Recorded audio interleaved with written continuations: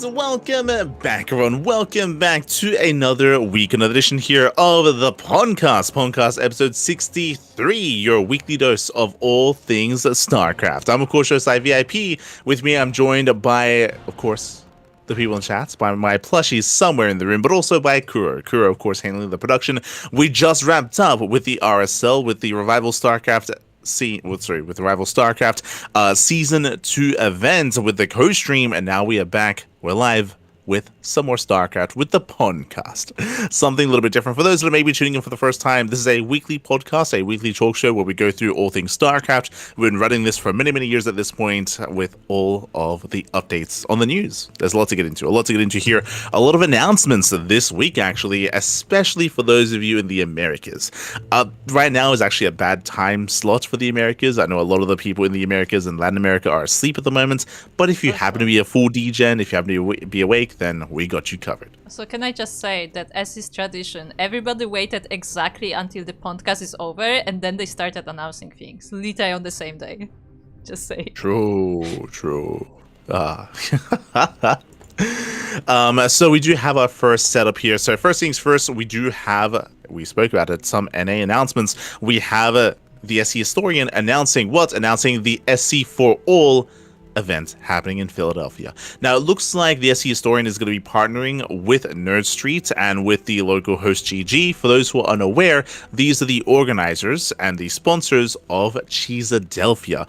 And I was notified, I'm okay with saying this, from my understanding, Cheeseadelphia, they were looking to run another event at the end of the year, and they were looking for sponsors, so it looks like they have officially partnered with the SC Historian. So really cool to see that partnership occur, and as a result, they're able to bring together a bigger and better event.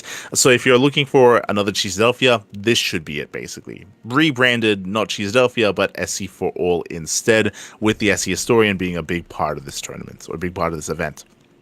So if you happen to be in the area or even traveling to the Americas at the time, I do recommend it. This is going to be at the beginning of November, the 1st and 2nd of November, 2-day event. Oh my God, 2 days of StarCraft action.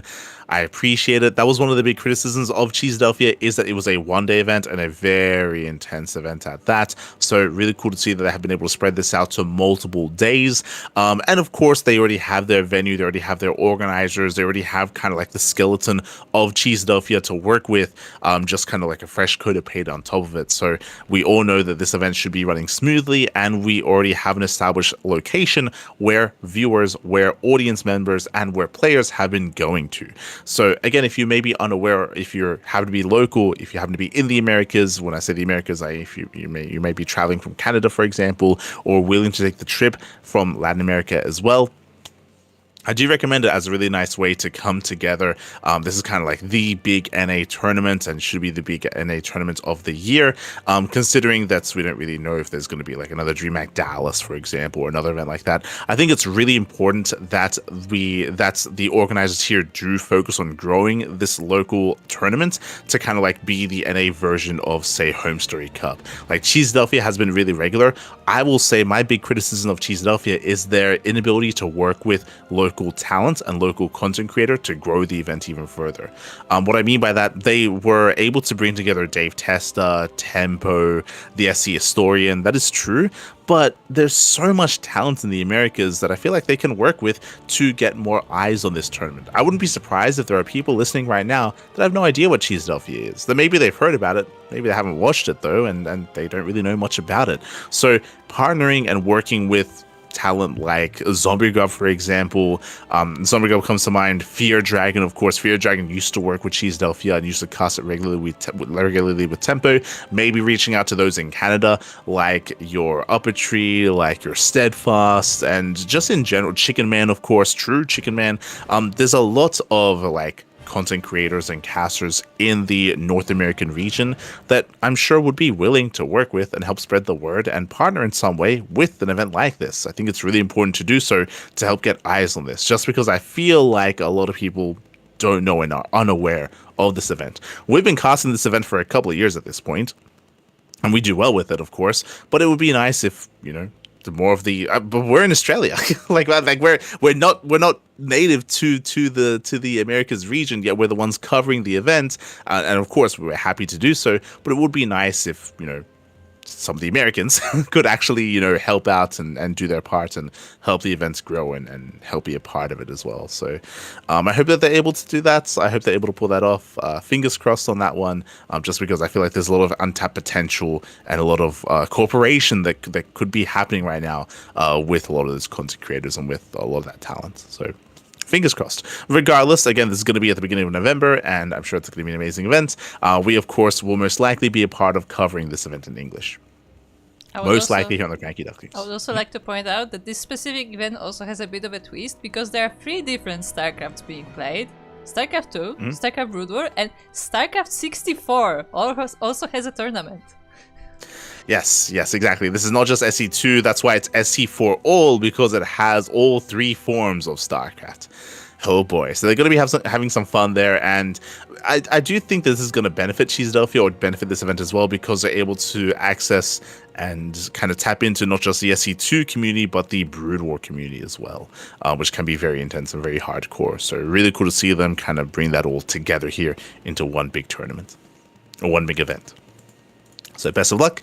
Best of luck. There's going to be a sign up link is already available, of course. A massive prize pool, and more details I'm sure to be announced as we get closer to the event itself. As day 1 is going to be the group stage, and day 2 is going to be the playoff bracket. Now, speaking of LAN events in the Americas, we have another. This one is going to be the previous one, of course, was going to be in Philadelphia, in America, in the United States.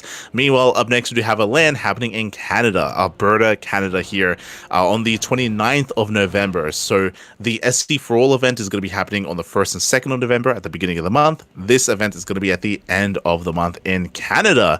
Now, this is a little bit different. Apparently, these the people working behind this, they have not been able to actually, or they have not run a StarCraft event in many years. And this is not a 1v1 tournament. This is going to be a 2v2 Archon mode tournament instead, which is a little bit more laid back, a little bit more fun. I will say that this is going to hinder potentially signups and hinder interest, just because in general Archon mode is not really too popular. 2v2 has been rising in popularity, true, that is true, but I do feel like they have to do a lot of work when it comes to advertising. Just like how I just spoke about working with local talent and local content creators and local streamers to help spread the word and actually boost your event and bring eyes to it, I feel like it's going to be even more important for these guys as well. So in Canada, again, there's people like Upper Tree, there's Juggernaut Jason, there's Sal as well. Like, there are people that you can try to reach out to and try to have be a part of your event. So I'm hoping they're able to have socialize in some way, reach out and be able to spread the word of this event, because it's really cool to see. Really cool to see a tournament that's focusing on Archon mode and 2v2, but again, it's a very niche, very niche kind of format in StarCraft, and likewise, because this event hasn't been run in many years, you're going to need to spread the word. You're going to need to spread the word to make sure that people know that this event is happening over in Canada. So again, if you happen to be local, if you happen to be in Canada or in the Americas and willing to travel, then consider going to this event at the end of November. Oh boy. Meanwhile, up next, we do have the qualifiers for another American event. America's event. This is for Canada. We did announce the Stellarfest event previously, a couple weeks ago. At this point, we had some recent news about it as well, and the qualifiers have been confirmed. So we have the Asia qualifier, America's qualifier, Europe qualifier, and Open Global qualifier as well. This is also a multi-day, multi-stage event for Stellarfest, with the online qualifiers, with the offline portion, with what looks to be a separate venue and a separate event as well, kind of leading into it. We did already discuss this last week, so if you want some more details, then last week we did go over this in greater detail, but now we actually have the qualifiers announced and signups are available. Quickly kind of summarize it, there's another offline event happening also in Canada. This is going to be towards the first week of November. So November is actually going to be really jam-packed with NA StarCraft. We have the SE for All at the very beginning, 1st and 2nd of November. Fun fact, this LAN event happening in Canada is on the 4th and 6th of November. So It's really close. It's really close together. I would hope that people are willing to travel from one to the other, but I also know that budgets are a thing, and you might have to choose. To be honest, you might have to pick and choose. Do you go to Stellarfest, which is happening on the 4th of November, or do you go to the SE for All, which is happening on the 1st of November, merely a couple of days apart? So it's a bit of a shame. That these NA tournaments are happening almost right on top of each other. It's not going to be very friendly to those that want to travel, for those that are working on a budget and maybe can't afford to travel that much consecutively, that close together. So that is a bit of a shame. But regardless, I hope that they're able to succeed and excel nonetheless, and people are able to be a part of it and able to travel and be a part of at least one of these events in the Americas. But again, this is going to be a longer event starting on the 4th of November and ending on the 9th of November, as it's two different tournaments, kind of one straight into the other. But that's going to be with Stellarfest, and again, signups are open. Oh boy. That leads us into... Oh. Interesting. Wait, what? What? Do you know any details about this? Referring to leading four selection, Yes. It says here that leading four selection allows players to win travel. Does that mean that if you qualify through the qualifiers, it doesn't confirm travel? Or is that those are just the seeded players that are qualified? They earn it. No. The 4 players from the qualifiers do travel. Like basically the leading 4 qualifiers you straight for the main event, and you get travel. Okay. It's just special phrasing for it, I guess. It's just a qualified players. They just call it leading four selection. Okay. Look, the format is a little complicated for this one. So again, the qualifiers are available. So it's a three events happening in the Americas. Crazy. Basically, back to back. To reiterate on this. So this is like the online qualifier for Stellarfest, and the other event, I believe, the one that's happening on the first 2 days, it's kind of like an offline qualifier for Stellarfest. So basically, we already spoke about that last week. But what I mean is like the 4 players who qualify here, like they don't play on those first 2 days, basically. Yeah, they go straight for the main event. They go straight to the main event. Meanwhile, up next, we do have our Team TLMC number 5. Here we go. So Team Liquid Map Contest has been running for a very, very long time, for many years. But in more recent years, we actually have had the Team Liquid Map Contest for team maps as well. And we recently did get our finalists. Voting, I believe, is soon to be, if not already, open. And we can quickly go over some of those maps. The tournaments for TLMC, the 2v2s, have already begun. Wardy did host them yesterday, and today he's hosting the 3v3 event as well. So the tournaments have begun to showcase some of these team game maps, and so you can be a little bit more informed when it comes to voting as well. So quickly heading on over, we have 15 finalists for the Team TLMC number 5, and you can see here that the awardee events will be running from the 16th of September to the 21st of September. 4 days of non-stop TLMC action. I would recommend holding off on your voting until after those events conclude, so you can watch them, you can see some of those maps actually played out, and be a little bit more informed when it comes to being able to actually place your vote on which maps you prefer. Also, we already knew this, but this is just confirming once again that the ladder map pool, both 1v1 and team game, should be updated in November. In November, there's going to be a patch to actually bring together the new map pool. This is something that we've known for months at this point. We already knew this, but if you haven't been keeping up, if you have been watching the podcast, you might not be familiar. But yes, a new ladder map pool is coming up in November. We've already kind of ironed out the process of pushing together a map pool and pushing it live on the live servers, even with minimal Blizzard inputs, even if Blizzard don't actually patch the game or update the game, like the process of updating the ladder map pool is for the most part being like standardized and is going to be happening on a regular basis. Of course, shout out to Wax Angel and shout out to those working on the TLMC and over at TL, just because they've been able to facilitate for this, and it's been a very smooth transition. You can honestly argue that this has been cleaner and smoother and better done than what ESL was doing, just because for the when ESL were pushing through map pools, it was once a year and it was a little bit irregular. Here we can push them through a little bit more regularly. We just had a map pool at the start of the year, and we're going to have another one here coming into November. So really cool to see that we're able to push this through on a regular basis. And we also know ahead of time when it's going to happen as well. So we have that kind of like security as a fan base and as viewers. Coming into this, going through the maps themselves, we do, again, 15. We have 15 finalists. Up first, we do have Rust Bucket by Patches. Oh, este Patches, papi. Ay, ay, ay. So it looks like, I'm not going to delve too much into the 2v2 maps just because we have been casting a lot of 2v2 recently, that's true, but at the same time I'm a little bit unfamiliar with what is considered, good and bad, and what is meta, what is not meta, what we're looking for, what we're not looking for. In general, we typically do want shared bases, and you want to make sure that you can't isolate a player and isolate an opponent, just because you can kind of gang up on someone, and I feel like in general we want to avoid that sort of thing in the 2v2 meta. But here, Rust Bucket is an interesting one. We do have a pocket base for one of the players. One player is randomly chosen, of course, randomly spawns in, and does have a free pocket expansion.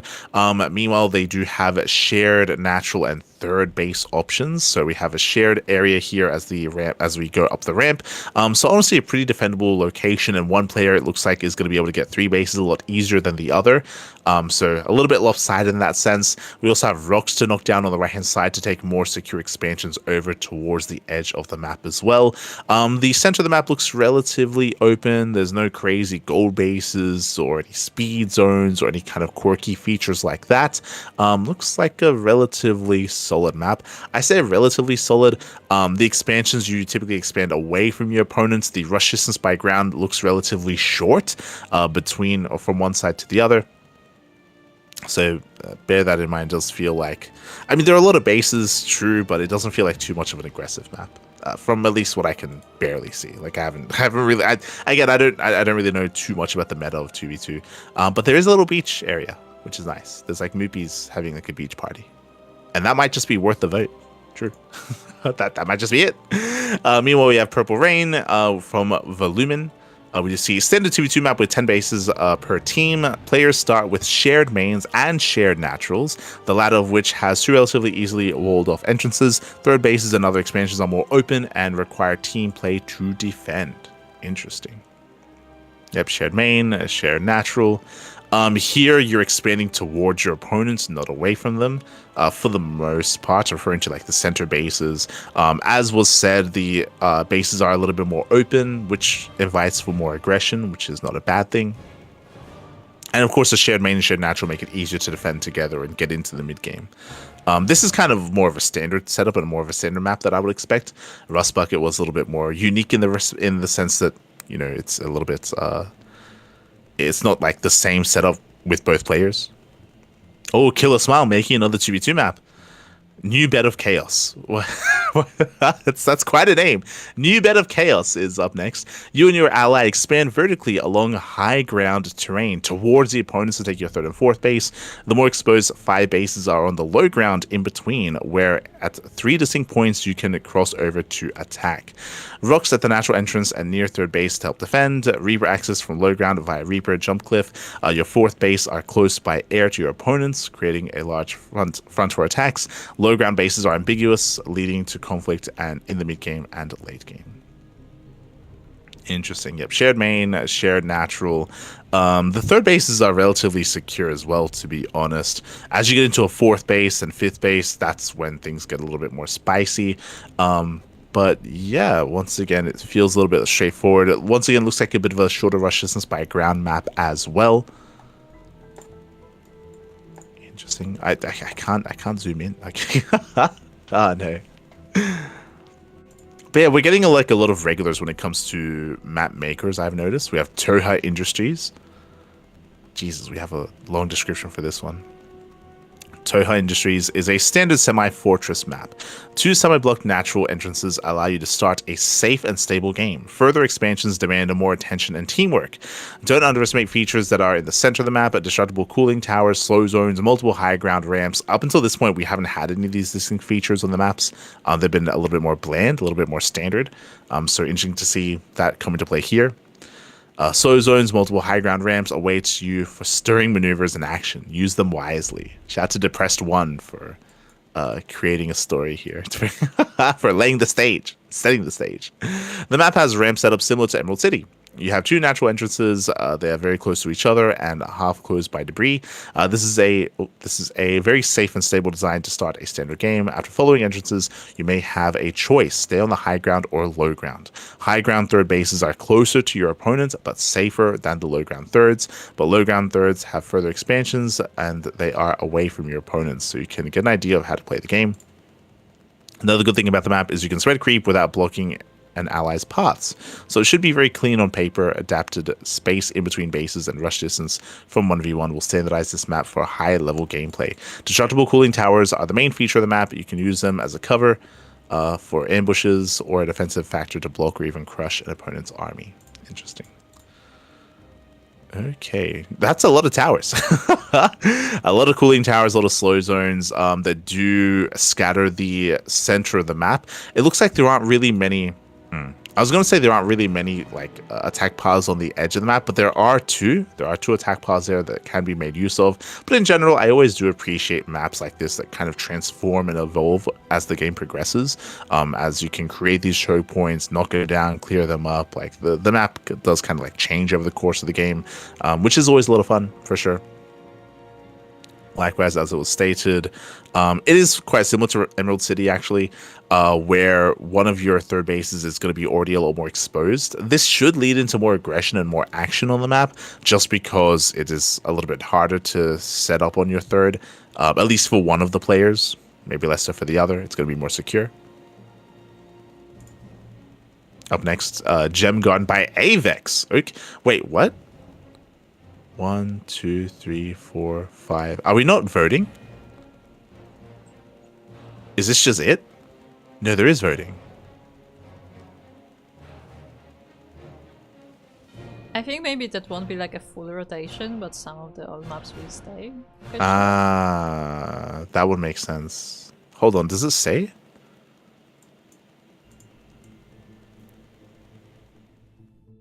I don't think, at least here in the description, it's not clear.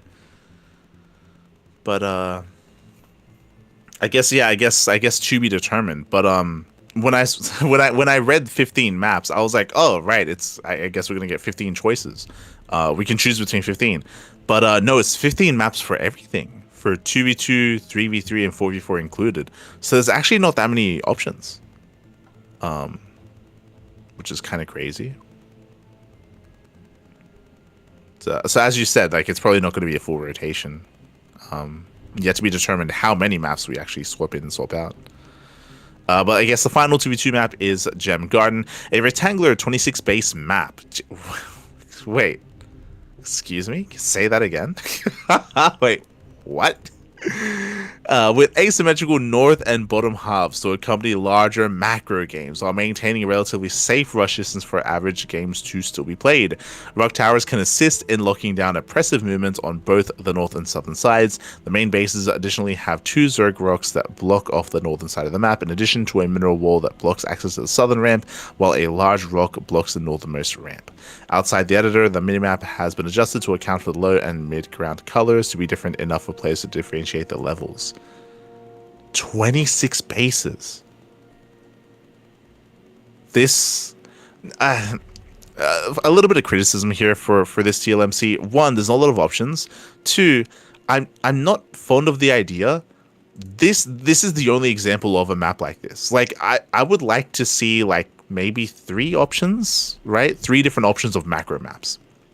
3 different options of maps that 26 bases. This reminds me a little bit of the previous TLMC with Last Fantasy, right? Last Fantasy got a lot of votes and made it through into the map pool. Why? Because it was the only 3-player spawn map. That was the only choice. I voted for it because I want 3-player spawn maps to come back, but there was only one option. So if it was a bad 3-player spawn map, then I mean that's all we got. If you want to push for that. Here it's similar in the sense that this is the macro map. It's the only one.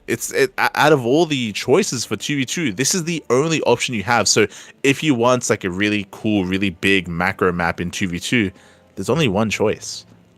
Compared to the others, of course, because the others have less bases. The rush distance by ground is shorter. So I'm not too fond of the idea of of this, right? Like, much love to Avex, of course, and the map is not bad by any means. It looks fun. It looks cool. I'll be honest. I'm probably going to vote for it. It would just be nice to have options, so you don't just kind of get locked in. It's kind of crazy. As we have a shared main base, shared natural, we span out from there, getting a third, fourth, fifth. Gee, there's so many expansions. It's crazy. You can knock down the towers in the center to force to elongate the game and to cut off attack paths as well. Like, as was said in the description, this map is meant to promote a lot of late game in 2v2, which I don't think is a bad thing. But yeah, it would just be nice if we had more options like this. Looks good though. Looks good. As that leads us into 3v3 maps. 3v3. Here we go. We have from Avex once again. We have Ball Peak. Ball Peak even. A diagonal 30 base. Let's go. It sounds so crazy hearing that, but I mean it's 3v3, so we need extra expansions, extra bases. A diagonal 30 base map with 2 separate expansion paths. The curved highway of high ground holds a strong center for dominant positional play, while the curving low ground alleyways offer various opportunities for alternative counterattacks. Here we go. We got a pocket expansion. We have we expand towards the opponent as well, which is always a good thing. I mean, for this, I would imagine. It's huge. Jesus. Are we gonna get more of these macro maps? Incognito by character. I feel like I've seen this map before. Am I crazy? Maybe character's been working on this for a while. There are two natural entrances players will need to be aware of. Indestructible Zanaga Tower reveals many line of sight blockers across the rush path. The 8-patch goal base can be built on location, but has mining obstructed by 1,500 HP conjoined debris. Many destructible rocks are spread across the center. Key features: 32 bases, 30 standard bases, and of course the 2 high yield bases, shared main and natural. Destructible Zanaga Tower, and of course the debris as well. Okay, Jesus. Shared main, yep, shared natural, goal bases, destructible towers in the center. Okay, let's go. Radiator rush style map by Depressed One. We're getting a lot of repeats here when it comes to map makers. Interesting. Radiator is a rush-style open map with a true island hybrid base. Okay, well, let's go. Bring him back.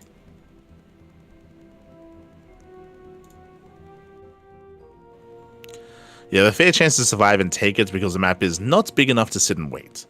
Okay. You need to move and sweat even more because radiators are fuming hot air around you. Let's go. Did this guy has Depressed One? Yeah, did he set that up last time? Yeah, he did. Yeah. So he's setting up the lore around the map. Yeah, just like last time. I appreciate it. Let's go. One player starts separately from the others, like in 1v1, but he shares one natural expansion area with everyone. In exchange, a player that is separated has easy access to the 3rd and 4th bases. Technically, you can take 4 bases in the line. The center of the map initially blocked by rocks. You need to move around and take advantage of the high ground ramps until you can. Cool. Tacit Sanctity? Okay. Tacit? By Killer Smile. On this map, every ally has their own starting base, but a joint natural expansion area. 3rd bases are easy to reach. The 4th bases are vertically towards the corners. To secure bases in the late game, take control of the middle ridge. So I'm just having a look at Radiator. Ah, it's so hot. Let's go.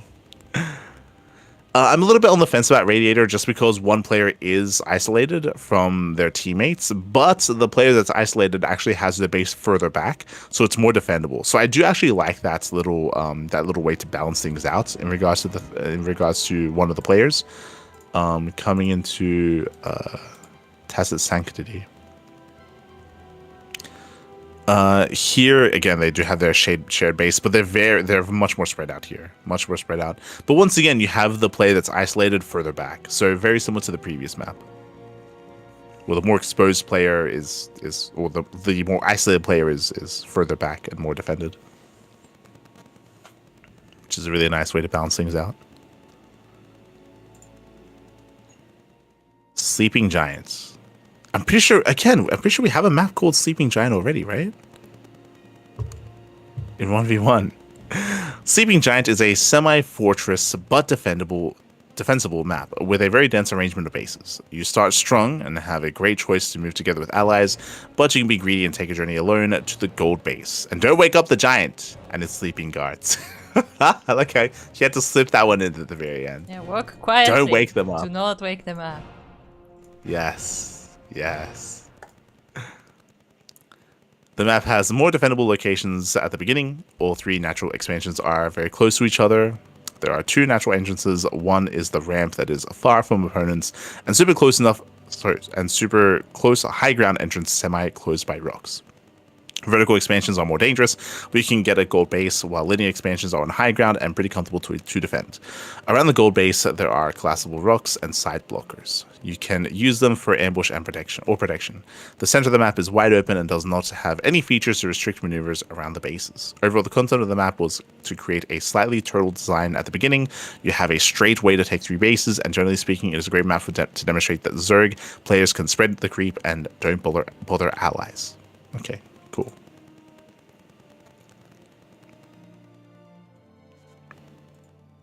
I mean, yeah, because of the expansion pattern with the 3rd bases, they are spread out. So I guess that's the hope, that a Zerg player spawns on one of the edges. But interesting. I don't know where the giants are. I'll be honest. I'm looking at the map and I can't find them. I don't know what he's on about. But sure. Found one? On the bottom. Where? On the bottom left. Oh, you mean the statue? Yeah. I guess okay. so. Maybe. Okay. Well, I think that's the guard. Remember, it's like this. He mentioned there are guards for the sleeping giants. I don't know. Let's look at. Or maybe the guards are the smaller statues. Maybe. Okay. Or maybe the giant is the size of a map and we're really missing something. Yes, we should be playing on a giant. There are games like that. Then we have our 4v4 maps by Killer Smile. Once again, it's the same map makers. For the most part. For 4v4, we have a Green Spill. We have Green Spill by Killer Smile. On this large 4v4 map, allies spawn on the same high ground behind 2 different sized ramps. One natural expansion is in the back corner, while the other 3 are placed against the cliff of the main base. The natural entrances are reinforced with debris. Taking 3rd bases requires taking a backwards base or expanding horizontally. Expanding vertically is more risky, but still possible, especially early on when the middle high ground are still obscured by the Zerg rocks. The high ground bases are out on the map are made easier to take with debris on their ramps, shielding them from big attacks. Let's have a look. Green Spill.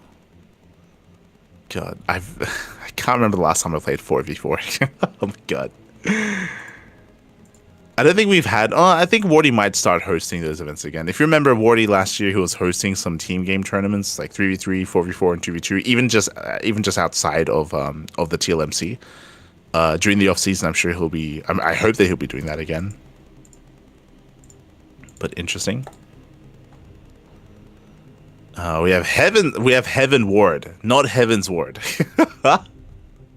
Heaven Ward is a semi-fortress map with 2 semi-blocked front ramps and 1 open sideway with following high ground thirds. You have 1 pocket base and an additional base at your natural area. All the following expansions work mostly in a defensive way, paralleling through additional space and away from your opponent. So in general, this is a macro-oriented style map design with few rush opportunities. Oh, there's no flavor text this time. 2 watchtowers can help you hold high ground positions and control the space around the center of the map, but they can't reach the exact center of the map, so the path is in shadow from you. Okay. 2 high yield Vespian geysers bases are added for flavor in easily contested positions, with a couple of speed zones in combination with side blockers. Makes this certain region of the map funkier and more interesting to poke around. In late game scenarios, most of the time you'll rotate around watchtowers and high ground thirds. Interesting.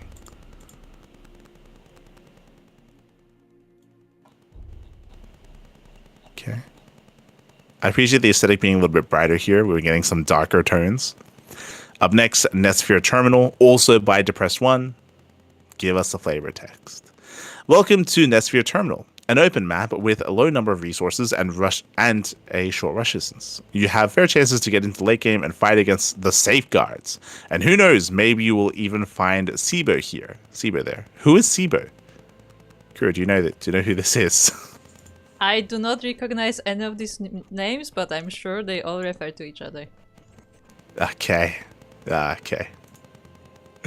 This is primarily a map with a short rush distance and one wide open natural entrance that is up front. The other two entrances are not so important and dangerous. One of them is half closed by debris. The other is way far from your eyes. Okay. This is a little bit of an unusual design. You don't have lots of bases here. The main base builds around the idea that you're forced to move around. You have one big central high ground diagonal, which is the main artery of the map. It's like interesting verbiage. One ramp gives you the shortest path to the opponent's natural base. The other paths are not so strong, looking for initial aggression.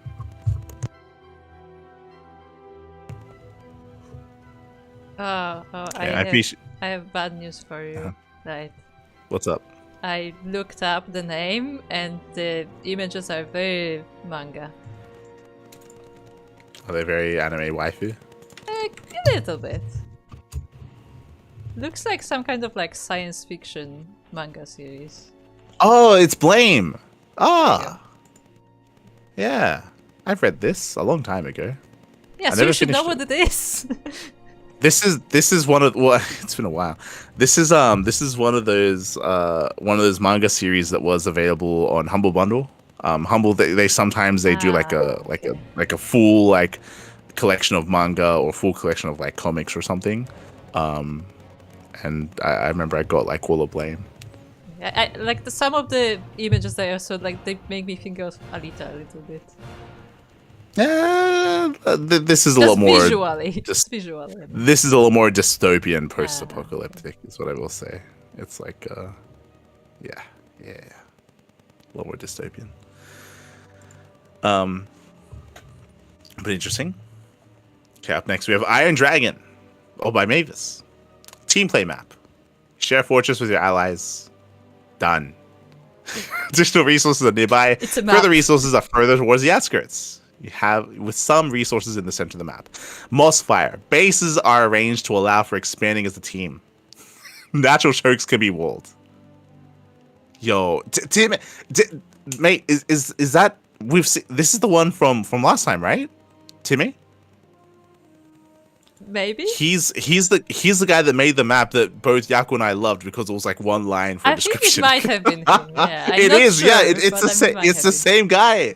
It's the same guy. Yo, I'm voting for Mossfire. Let's go.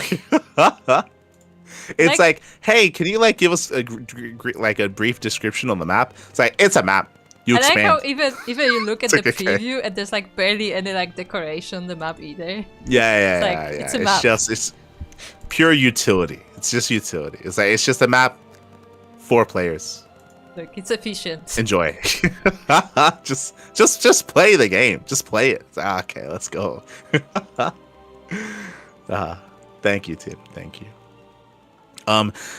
Very quickly, voting is currently not open. So I did say that I'd advise until waiting for the tournaments to finish before voting, and apparently the voting will not open until the tournaments finish anyway. So I do recommend it. There's a chance that maybe, I mean, we'll see what happens with Euthermal. I know he's very dedicated to 2v2 and very devoted to it. Maybe I'll reach out, but I do think that it would be wise to host some tournaments before the end of the voting period to actually feature the 2v2 maps. I say 2v2 just because Euthermal's been specifically focusing on 2v2, but maybe you can showcase some of the other maps. But just to show them off even further, just have more data, just have more examples, more games to showcase them more and to have better decision making and a better idea of what you want and what you don't want in the map pool. So I would hope that someone rises up and does kind of like take that challenge and does show off some more of these maps. We do that for the 1v1 maps, but it would be nice if that was also done by someone as well for 2v2 or for the other team game maps in general, outside of just the official TLMC tournaments. Like there's nothing stopping other people from running their events and for giving people like more examples and more data on how these maps pan out. So we'll see. We shall see. Otherwise, again, voting is going to be open after the 21st of September. That's going to be in a couple of days. And do check out Wardy's stream and Wardy's channel for the TLMC maps for the tournaments. As the first one did already conclude. Are we just going to go over that now? Yes, yeah, I think that would be a good idea. Okay, first one did conclude. We had the Wardy TV Team Liquid Map Contest 14 2v2 number 1. It's quite a mouthful. But this was featuring all the 2v2 maps. So you can see here, Gem Garden, New Bed of Chaos, Purple Rain, Rust Bucket, and Toha Industries. So those are the only 4 maps available here. We had our typical duos. We had Harsum and Lambo. They were the Shopify team. Oh, hold on, I'll just open the challenge. We had the Shopify team. We had Zardiant and Deathmars, one of the stronger CIS region teams. We had Rex and Shin. Oh, that's an interesting duo. I've never seen them pair up before. Really fun to see them take part. We had Byun and Ryung. We have seen the double Terran in the past. Actually, I think last time it was Ryung and Gumiho, if not mistaken, but now we have Ryung and Byun. So once again, double Terran. I think we saw Byun and Percival last time, if I'm not mistaken. So for whatever reason, the Terrans, they like to work together here for at least from the Korean side of things. We had Prom and Honmono. Interesting pairing. Going up against Showtime and Spirit. Showtime and Spirits, I mean, they are the reigning champions. They are arguably one of, if not the best 2v2 pairings. I say one of because obviously Max Pax and Spirit, they are the best 2v2 pairing, but Showtime and Spirit, they're quite close. We had Goblin and Euthermal, we had the homies, and we had G Machine and Shameless. Ooh, and Goblin and Euthermal had a really rough portion of the brackets.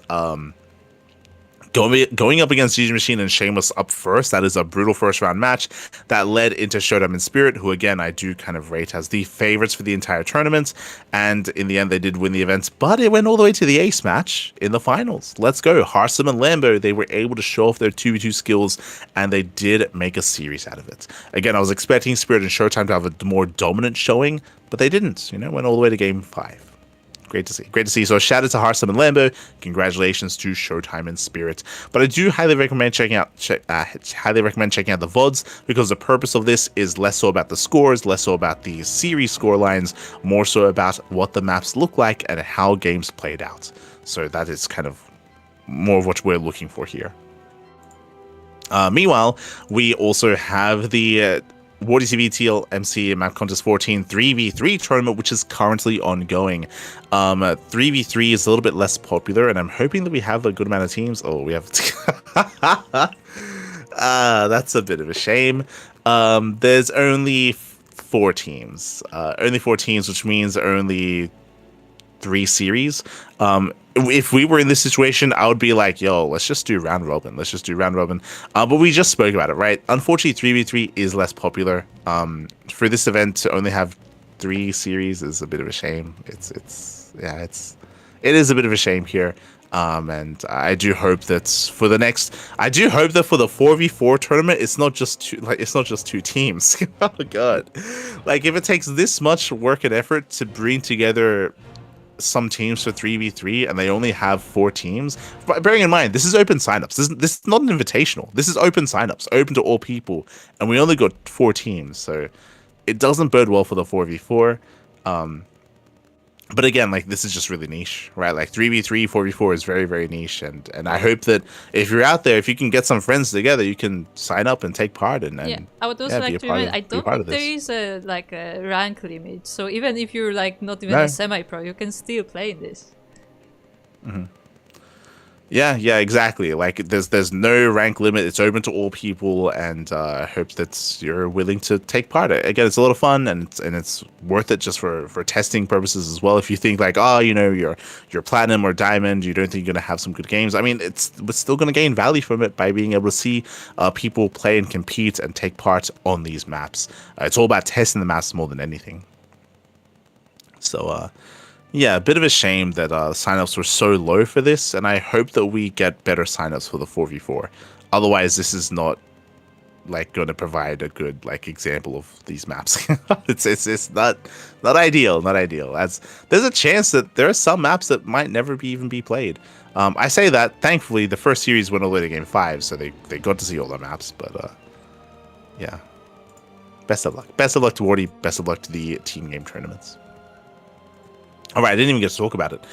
Something that I should mention, of course, is the teams themselves. So who were our 4 teams? We had Byun, Ryung, and Shin. Okay, we had our Korean team. We have Harsem, Lambert, and Spirit. Oh, they got Spirit. They got Spirit. They got him into the Shopify team.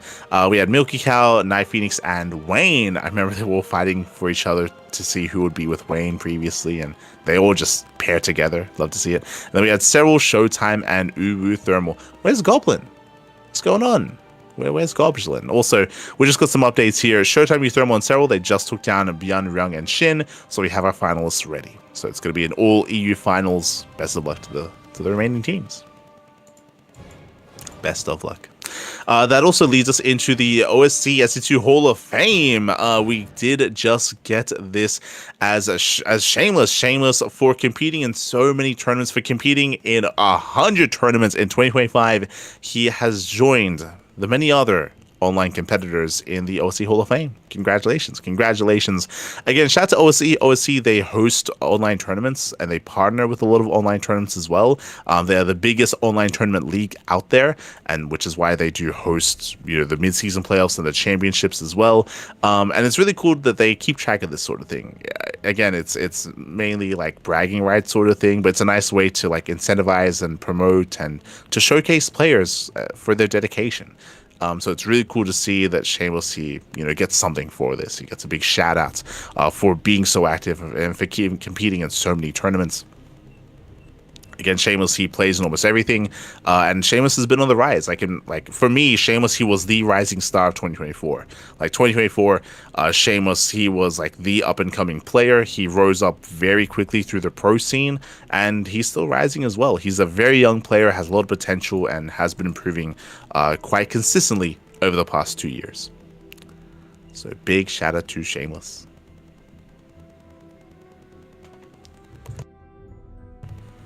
Still 2.5 months. Yeah, he can keep going. He can. 200. Crazy. So shout out to Shameless. Shameless.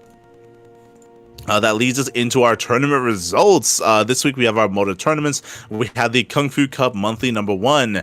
Unfortunately, we were unable to cover any of this ourselves. Typically, we do cast Kung Fu Cups, but this was actually clashing with my SL, so it was clashing with RSL. There were other events going on, and we couldn't quite dedicate our time to covering this. This had a unique format as well. This isn't regular StarCraft Evolution. This is a format where if you win with a race, you cannot play that race any further. So if you go into the bracket, and if you actually click on these series, you can see the series scoreline just scattered with Protoss, with Zerg, with Terran, because there were non-stop switching races the entire series, the entire tournament. So this is almost like a random be random, almost kind of like there's obviously more strategy behind it because you pick which race to play. But yeah, this was crazy. It was crazy. In the end, Tasia, he was able to take down Rogue 2-1, able to take down Classic 3-2, took down Shin 4-3. Again, Tasia, he has really good Terran and Protoss. I would say his Zerg is his weakest matchup, and you can see that Tasia, he did rely on his Terran and Protoss to win that first series, and then they had a rematch. Shin, he also not looking too bad with his own Protoss. Shin, he won with Zerg and Protoss against Byun, and then in the grand finals, we had Tasia winning with his Terran and Protoss once again. Tasia did not win a single game with Zerg. God damn it. Not a single game, but again, purely Terran and Protoss, that's where Tasia does thrive. That is kind of what he's best at, so congratulations. We saw that Shin was able to dabble in a bit of Protoss and a bit of Terran as well, and of course his main race Zerg, but did fall to Tasia. Congratulations to Tasia for winning the event 4-3 in the grand finals. Very close, very clutch, went all the way to the ace match. A really unique format, kind of like a race, kind of like a non-stop like race switching going on. So a really unique format, really fun event. For those who are maybe unaware, Tasia, we've been casting him for a long time. I say for a long time, for like 2, almost 3 months. Tasia has been active, he's been competing, he's been playing. Even he has been active in SE2 tournaments as well, not just StarCraft Evolution. So Tasia has been back for quite some time. If you haven't seen his games, I do recommend checking out our YouTube channel for the VODs. Check out the VODs, check out the VODs. Otherwise, congratulations to Tasia. That leads us into the Chijik Murloc Cup 1v1, StarCraft 1 versus SE2. This is a big StarCraft Evolution tournament. This is a more standard format, and I was really curious to see how Lambert would perform. We've been slowly updating this. This tournament took a long time to conclude. It was like a week-long event. if not more than that. But Lambo was surprising me. Lambo, he doesn't compete in StarCraft Evolution. Despite that, Lambo, he took down Rogue, took down Gumiho, went to the ace match against Classic. Like, again, Classic, he is the best Protoss player in StarCraft Evolution. So for Lambert to bring him to the ace match is insanely impressive, especially considering he's not really active in the SC Evo scene. Lambert then takes down Rogue 3-2. Lambert takes down Solar 3-1. Lambert does end up falling to Cure. Cure, he does bring him down. He does shut him down 3-0. And then Cure versus Classic went all the way to the ace match. And I'm really impressed just because Cure didn't really look that impressive to me in the StarCraft Evolution Championship. In SCL, the big SC Evo event, Cure, he was looking a little bit lackluster, not gonna lie. Like he was looking like he was freestyling a lot. He wasn't really too familiar with StarCraft Evolution, and this was like a couple of weeks ago. So for him to go to the ace match against Classic is impressive. Very, very impressive play there. Shout out to Cure for performing as well as he did. Congratulations. But of course, Classic did win the entire event. In my mind, he was coming in as the heavy favorite to win the tournament, but it was not an easy road. Again, Lambo almost took him down, and Cure almost took him down. So really cool to see that competitive spirit and to see some closer series here, as I just assumed it was going to be a little bit more one-sided. I assumed it was going to be more one-sided. It wasn't. So really cool to see. Shout out to the other competitors, and congratulations to Classic. Congratulations, as he does walk away as the winner. When it comes to English broadcasting, I believe there was none. Unfortunately, because this event is sponsored by Chijik, for those, I should wind it back a little bit. Chijik is a Korean streaming platform. Think of like Africa TV, think of Twitch, think of YouTube, right? It's one of these platforms, but for the Korean scene and for Koreans. We have streamed from it before, but for the most part, there's no real English viewer base on Chijik. It's mainly Korean, and because the event is sponsored by the platform itself, if you want to cast this, if you want to stream this, if you want to cover this event, it needs to be on Chijik. So unfortunately, like there was no no English coverage. There was no English representation for covering the event.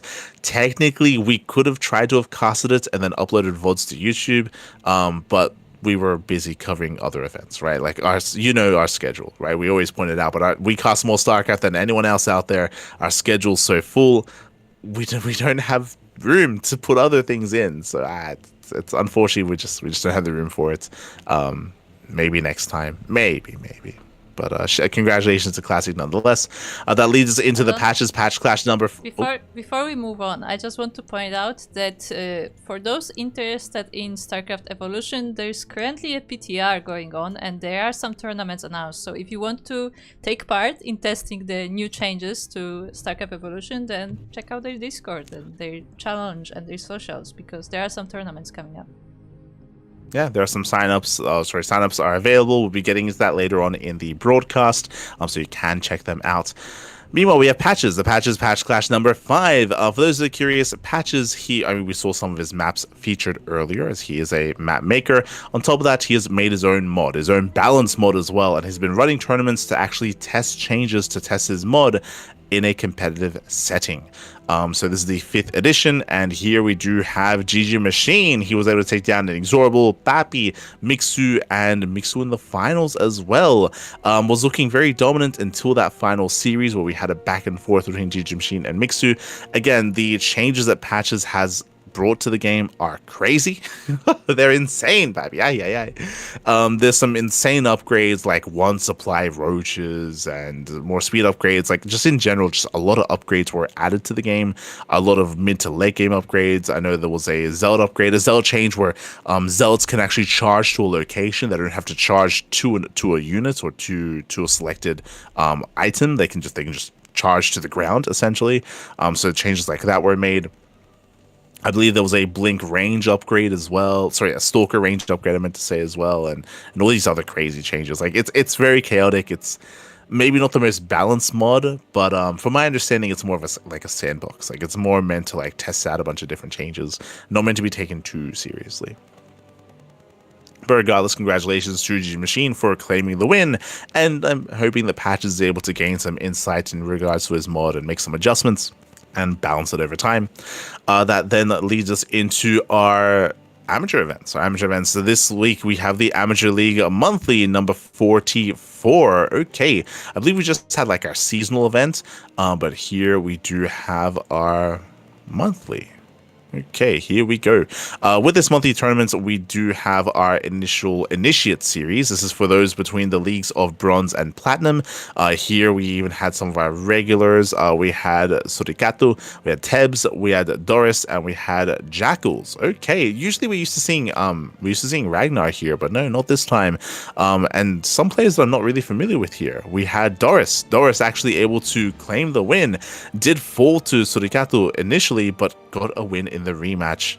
Went 3-2 in the finals. GG. GG, well played. Congratulations to Doris. Does claim the win. That leads us into the Veteran Edition. This is for Diamond 3 and Diamond 2 players.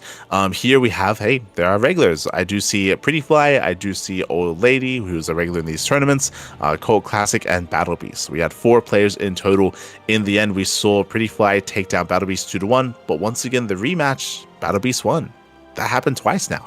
That happened in the previous tournament. That happened here as well, where initially the player to be knocked down to the lower bracket in the rematch does win the rematch. So congratulations to Battle Beast for taking down Pretty Fly 3-1. Congratulations. That leads us into the Prestige tournament. This is for those that are between the leagues of Diamond 1 and Masters 2. Here, once again, signups have been a little bit lower. I did notice that. Signups have been lower for all 3 of these tournaments than we're used to seeing.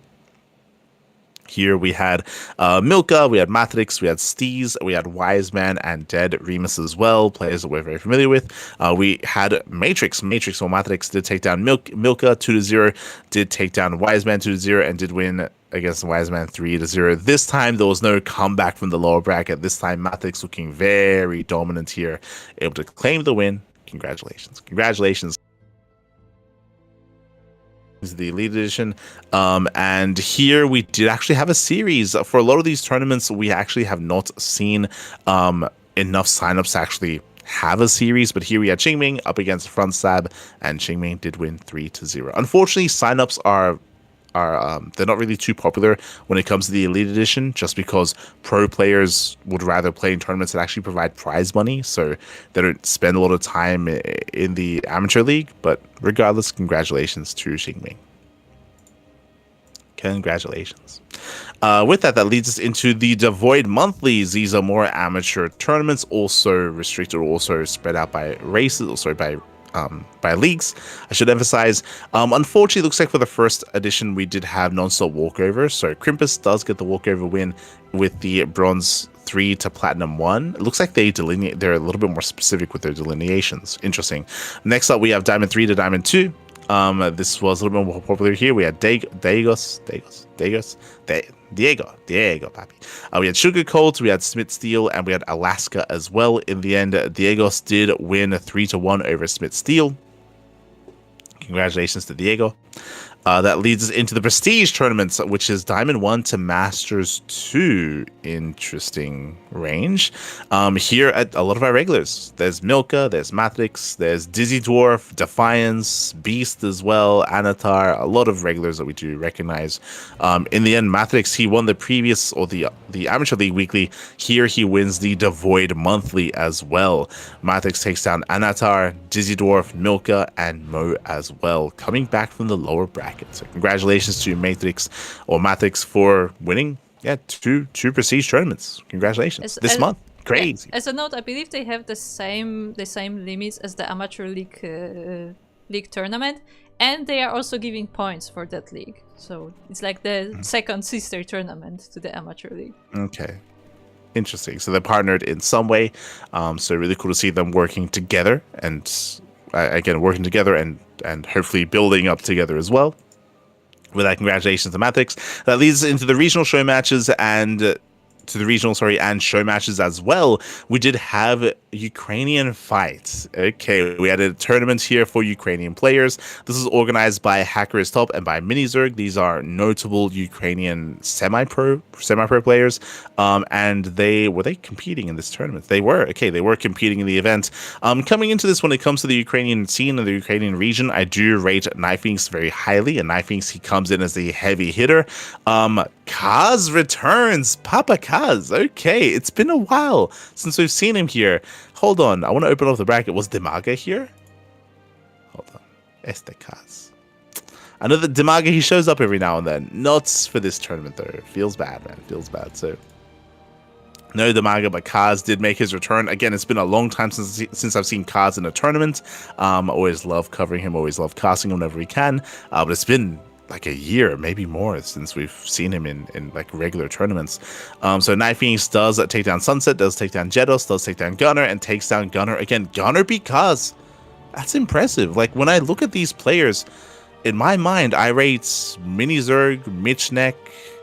There are some like GMs here that I rated a little bit higher than Gunner, but maybe I'm not giving enough respect to Gunner. I remember casting Gunner back when he was competing in MSO in our amateur tournaments. Yeah, I guess he's grown to the point where he can even beat Kaz. Impressive. And Mini Zerg as well, true.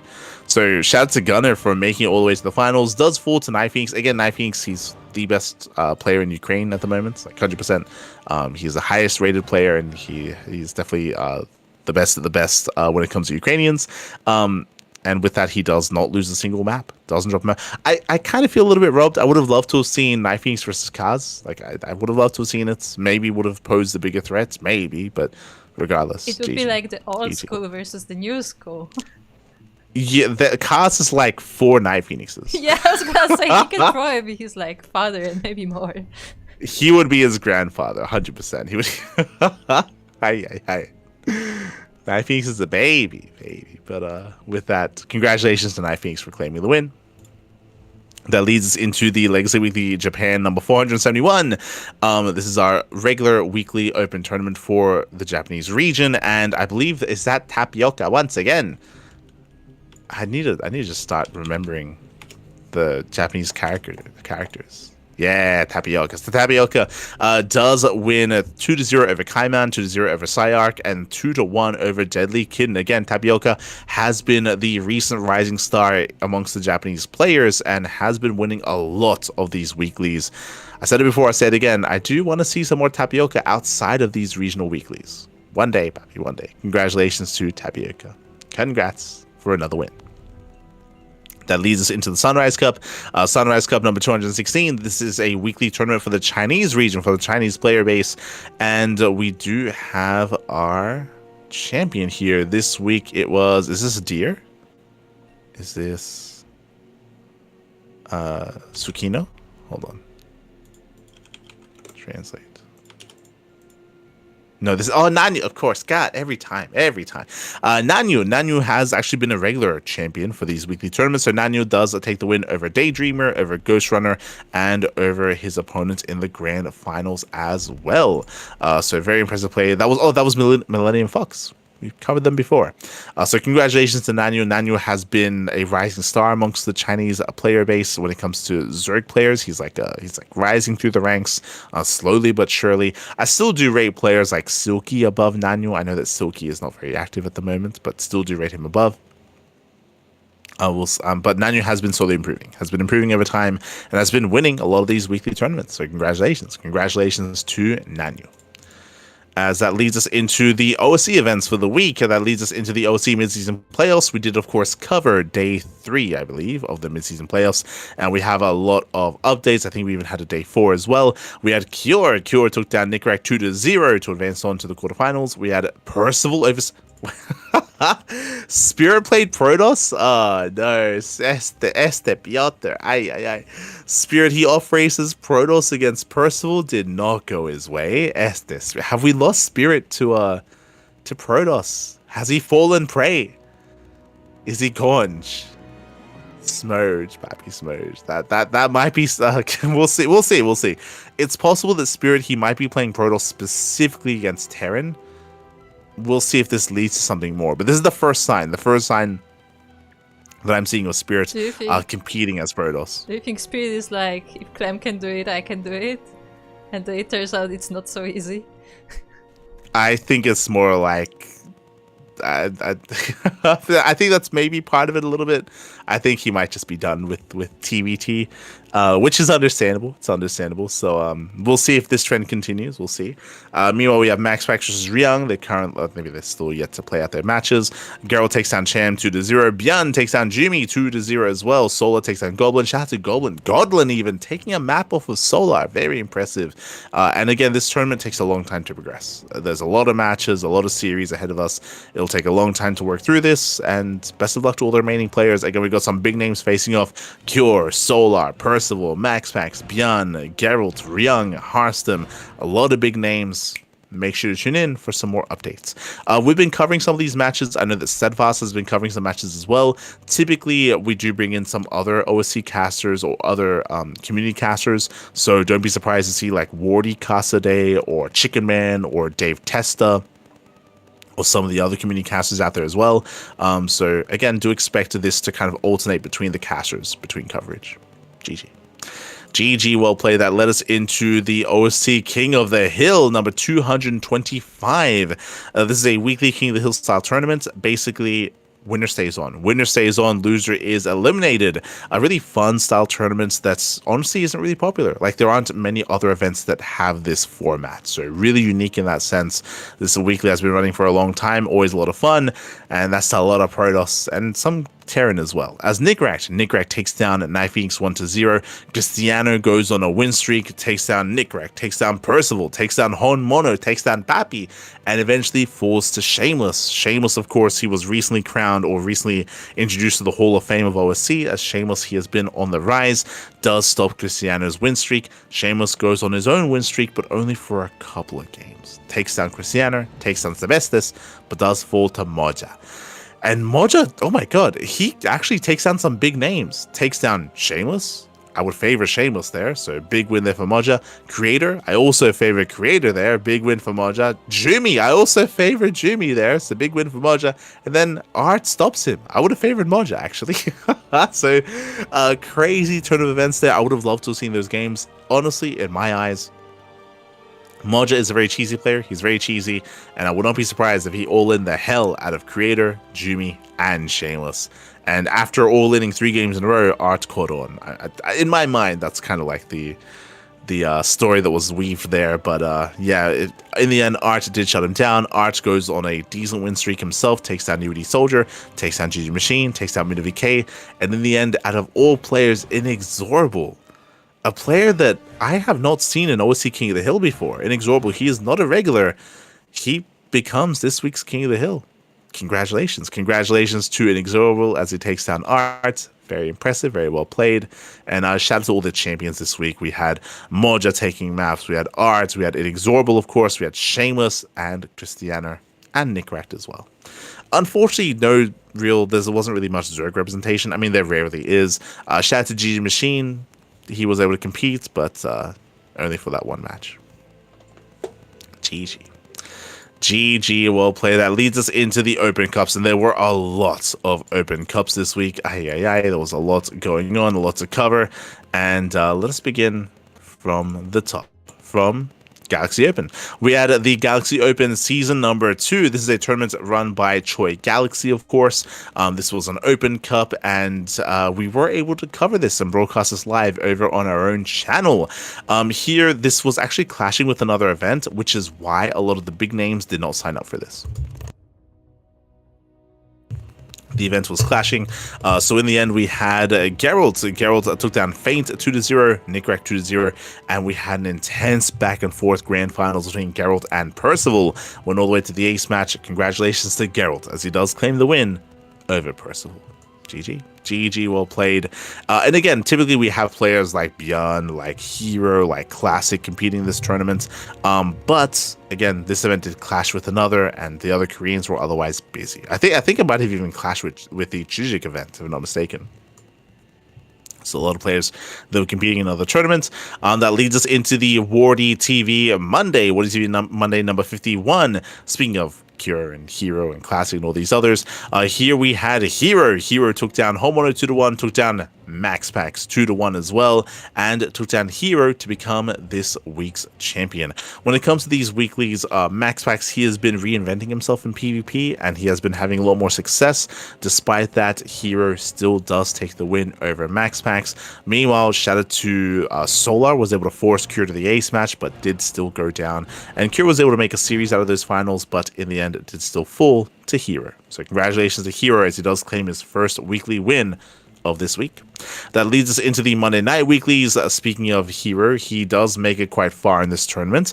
We had Hero staying up. He did take down Shameless 2-0, took down Hearthstone 2-0, did fall to Max Pax in the rematch, so they have a back and forth. Hero did beat Max Pax in Wardy TV Monday, but in the Monday Night Weekly, Max Pax takes down Hero, and Max Pax wins in the rematch as well in the finals 3-2. Went all the way to the ace match, but Max Pax does get his revenge. Now, once again, I believe this event was clashing with another because we're missing a lot of players. We're missing Solar, we're missing Björn, we're missing Classic, we're missing Cure. Surprising amount of Koreans were not a part of this, but again, I'm pretty sure this was clashing with another tournament. There's just been a lot of StarCraft going on, a lot of StarCraft, a lot of Open Cups, Chijik events. Like there's just been a lot happening, and it has impacted and influenced some of these open signups. But in the end, Hero does come second, and Max Pax claims the win. That leads us into the Sparkling Tuna Cup. Speaking of events clashing, events did also clash with this as well. I believe this was clashing with the Wardy, I think it was the 2v2 event, right? I think it was the 2v2 tournament this was clashing with, which is why we were missing Björn, for example, and missing a couple of others. But here we did have a Solar. He was able to take down Akedon. Right, we're missing Hero and Björn. That's it. And Shin. But Solo took down Akedon 2-0. Solo took down Nickrank 2-0. And Solar, he just 2-0'd his way to becoming this week's Tuna Cup champion. Again, the players did agree to have a best of 3 instead of a best of 5. That's why it's a 2-0, not a 3-0. And again, the players did agree on this just because Solo was not available to, or he had something coming up and he didn't have a lot of time, and Creator agreed as well. We were happy to do so, just happy to do so. And again, Solar, he does walk away unscathed. Very impressive play. Creator, he fought hard to make it to the finals. He has to take down Nightmare 2-0. Was not easy. That was a really intense series, by the way. But Solar does take the win in the end. And of course, was covered by ourselves here on the CranKy Ducklings.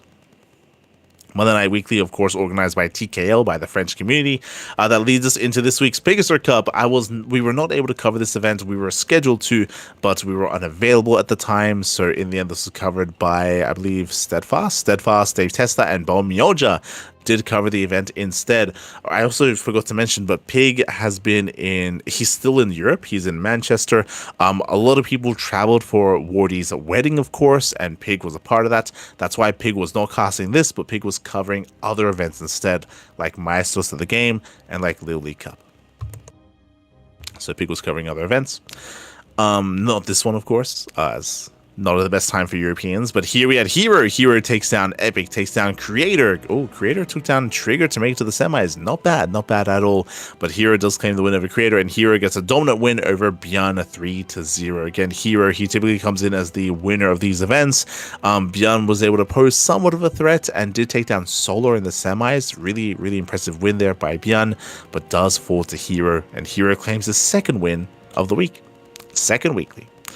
That leads us into Little League Cup number 6. Speaking of Hero, god damn it. Hero, he takes down Lelix, takes down Percival. Lelix did take a map, true. Hero takes down Classic in the semis, and Hero gets the win over Solar 3-1. A shout out to Solar though, because he gets his revenge over Björn. So Solar this time does beat Björn 2-0. And Solo took down Max Pax in the semis. Very impressive play there by Solar. If you're curious, a lot of all-ins. A lot of all-ins out of Solar. He just had hyper-aggressive builds, and Hero was able to beat him to that aggression in the finals. So it was a really dominant showing out of Hero. Max Pax had a harder time against Solar, as Max Pax plays a little bit more standard, and Solar was able to get into his all-ins, but not against Hero, as Hero claims his third win. His third win this week. Aye. Congratulations to Hero. As that leads us into the main events from the week. The Open Cups did wrap up, but here we have Maestros of the Game. This is the big event that's going to be happening in France, in Paris. We did cover the event ourselves here alongside many other people out there were covering the events. Pig was covering some of the days. Rotterdam, Steadfast, Wardy, a lot of coverage on this tournament, and we just wrapped up the online portion. Remember, the preliminary stage, the group stage, the early rounds of the playoffs, all were online. Up next, here moving forward, the top 4 offline. Offline portion is going to be in a week's time. September 28th, so around just over a week's time, is going to be the offline finals. In Europe. Important note, it's 27th in Europe. It's on the Saturday. There you go. So 27th in Europe, 28th for us here in Australia. But yes, we did have some big results coming in. We had Clem. Clem takes down Classic 3-1 to advance on to the upper bracket finals. Raider took down Serral 3-0 as well. If you weren't here for that series, it's a surprising result if you were unaware as to what was happening. Serral, he was lagging out quite a bit. Serral, he was on vacation. He was in a cabin in the woods over in Finland.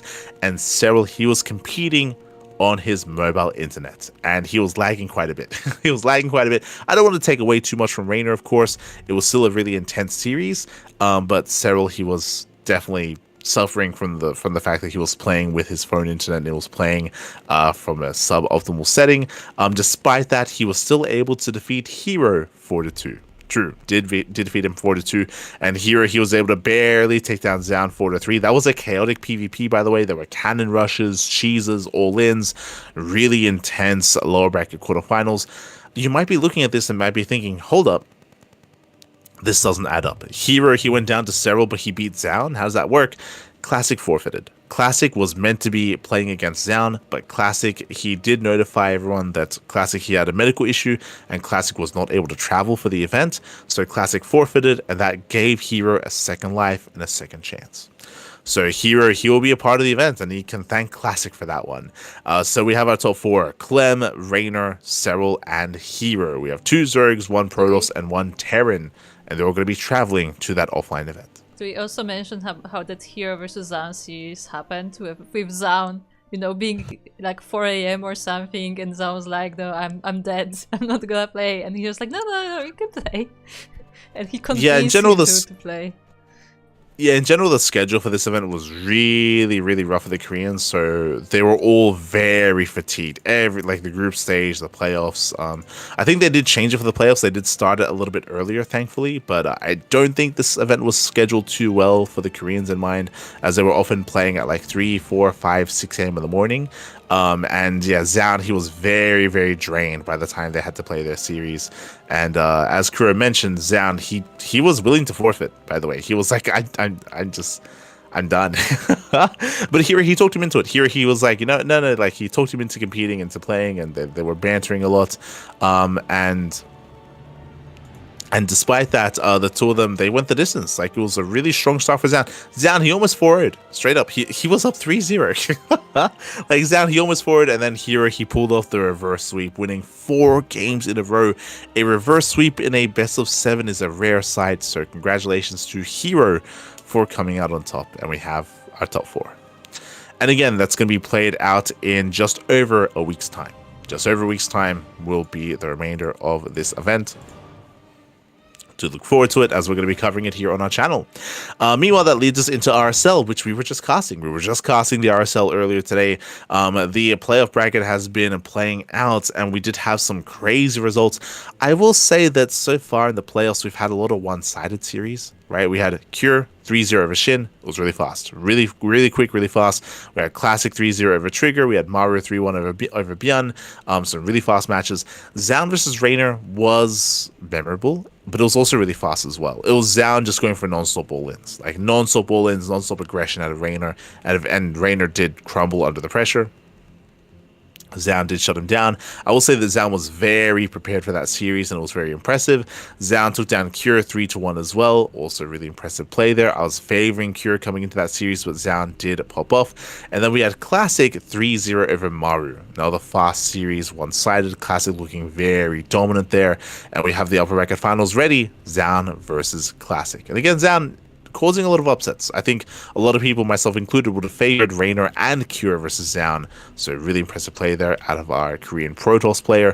Scrolling down, we just wrapped up with these matches earlier. We had Reynor taking down Shin 3-0, another fast series. Trigger took down Beyond 3-0, 3-1. Also another fast series. We had Reynor take down Maru 3-2. Very intense, very close, very clutch back and forth with a lot of mech and a lot of diverse play from Maru. Was a really interesting series, is what I will say. Then we had Cure versus Trigger 3-1 for Cure. So we have our top four. We have Zaun, Classic, Reynor, and Cure.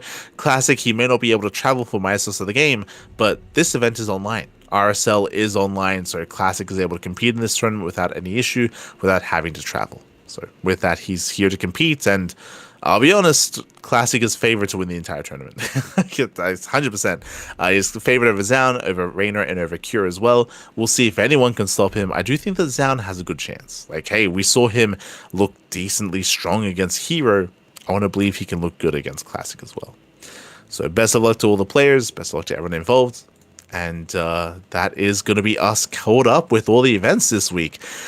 Again, a lot of open cups. We have Maestro still looking to conclude. I should also mention RSL tomorrow is going to be back, right? 3 more days. We have 3 more days this week of RSL to crown our champion. When it comes to predictions, I mean, hey, I just said it. I do favor Reynor over Cure. I favor Classic over Zaun, and I favor Classic over Reynor as well. I look forward to the Reynor versus Zaun rematch. I think it'd be a lot of fun. It could go either way, to be honest, but I look forward to that rematch in this tournament. But in my eyes, it's all about who can stop Classic. Best of luck. Best of luck to all the other players. And if you want to take part in some of these tournaments, not in the RSL, not in Maestros, but if you want to take part in the open qualifiers and the open cups, then sign up list. Sign up list in the chat. There is a sign up list that is manually updated on a regular basis, and all the events are there. You can see the signups for the Wardy 4v4 tournament, for KSL, Sunrise Cup, the Patches Patch Clash, Platinum League September, and many, many other tournaments. The Amateur League events are there as well. All the signups are there. We have a countdown timer. We have important links, of course, to the Discords, to the events, to the signups themselves. So it's all there on the sign-up list. Do check it out, as it is updated on a regular basis. It is updated. Shout out to Kuro, shout out to Kashim, shout out to all those that do update the sign-up list.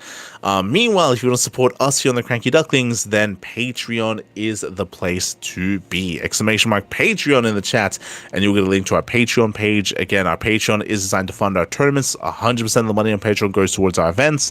We are getting ready for our next stretch goal, as I believe the next goal should be to finally pay out casters and pay out admins for the work that we do for the tournaments. So again, thank you so much for all the support. Our Patreon has grown so much over the past year. Thank you. Thank you so much for the support on Patreon. It does help us a lot, and the players appreciate it as well. Remember, this month is a special month for us here on the CranKy Ducklings because we actually have a monthly finals. Crazy, baby, crazy. We have a monthly finals for the Tuna Cups. Look forward to that around the corner. Otherwise, thanks so much for watching. Thanks so much for tuning in. A bit of a shorter podcast here, as they had a lot to get through, but we got to get ready for what's to come. What's next here for the CranKy Ducklings? The RSL. RSL is going to be tomorrow. Over the weekend, we have the KSL as well, the Korean StarCraft League. When it comes to major events that are going to be covered, of course, Masters of the Game, more Revival StarCraft League, a lot of content, a lot of StarCraft on the horizon. Remember, if you're out there, if you're a part of the Americas region, then there's 3 offline events happening in the Americas, and we didn't even get to talk about the SG Safe House. True, SG Safe House is also happening in the Americas. There's no audience section of that, but still, content and StarCraft in the Americas, there's a lot of it coming up towards the end of the year. Speaking of Safe House, a quick reminder that I believe on the beginning of October there will be qualifiers for Safe House as well, which are open to American players, and by American I mean both North and South America. Americas. Yeah, yes, Americas, it's the Americas. players. Yes, so do check that out. Again, we'll do our best to potentially even cast those qualifiers as well, potentially. Otherwise, thanks for watching. Thanks for tuning in. We do appreciate it, and we'll see you guys tomorrow for the RSL. See you then.